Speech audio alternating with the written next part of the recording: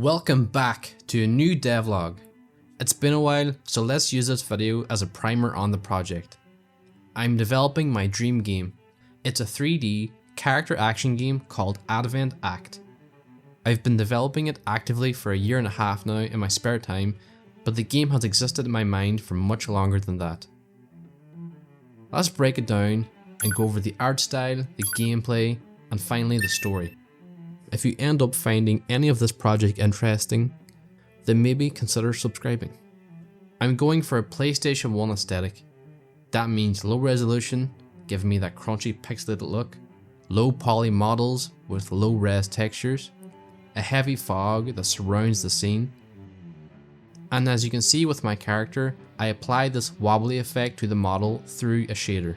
This is to emulate how games looked on the PlayStation 1. You see, the PlayStation 1 couldn't calculate floating point numbers for its rendering. The wobble effect is the result of the vertices in the game world snapping to its closest integer coordinate to match the camera view. The N64 could calculate floating point numbers in its rendering, hence why we don't see the wobble effect there. I don't use this shader outside of the character models though, as I found that when I applied it to all the models in the scene, I was left with a really noisy image that was hard to comprehend.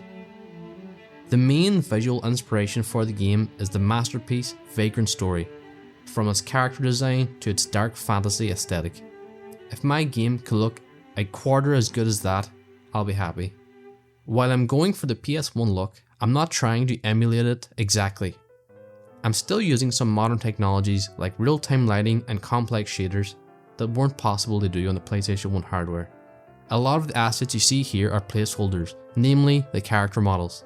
Eventually I will get custom models, but for now, placeholder models allow me to develop the project without waiting on art to be complete. Next, let's take a look at the gameplay. If you've watched my previous devlogs, you know that the biggest inspiration for the game is the cult classic Drakengard. Although the game really isn't too enjoyable to play, what really inspired me was the ability to transition from controlling a swordsman fighting on the ground to controlling a dragon flying through the air. Let's take a look at the swordsman first. Currently, he can perform a series of light and heavy attacks, guard and dodge. All these actions cost stamina, which refills after a time. You can also lock on to an enemy and cycle through a group of enemies. Don't worry though, it's not a Souls-like. As the development has continued, I found myself leaning more towards the gameplay style of action games like Stellar Blade and Black Myth Wukong.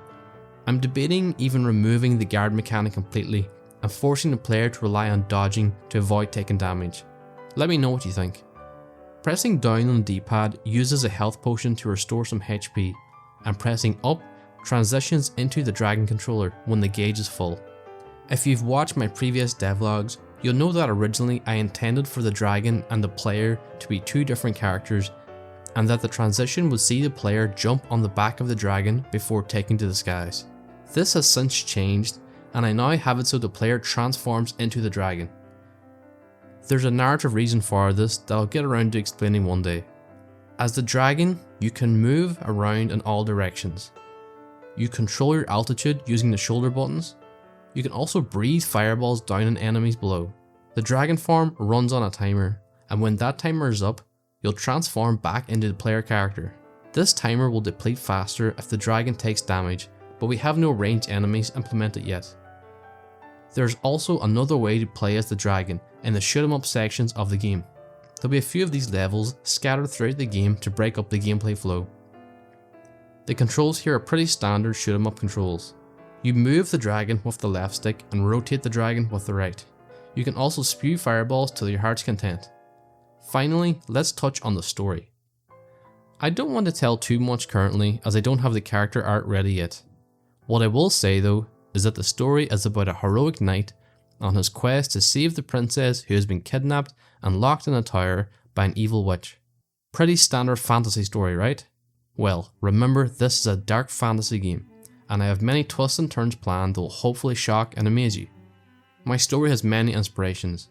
The manga Berserk with its setting and tragic characters, Nier Replicant with its bleak world on the verge of collapse, Dune with its deep world building that hints at a complicated history. I'm excited to share more, but I don't want to give too much away. So there we have it. Advent Act. I also have some very talented people helping out, creating music, environments, and sound effects. I'm eternally grateful to them. Apologies for the long wait on this devlog. I wanted to transition to covering more substantial updates instead of covering every minor update like I was doing. I'll try to be quicker with the next one. If you like the look of the project and want to be part of its development, then please like, subscribe, and leave a comment with your thoughts. Someday I plan on releasing a demo so you can all play it and I can get some feedback. There's really exciting things to come.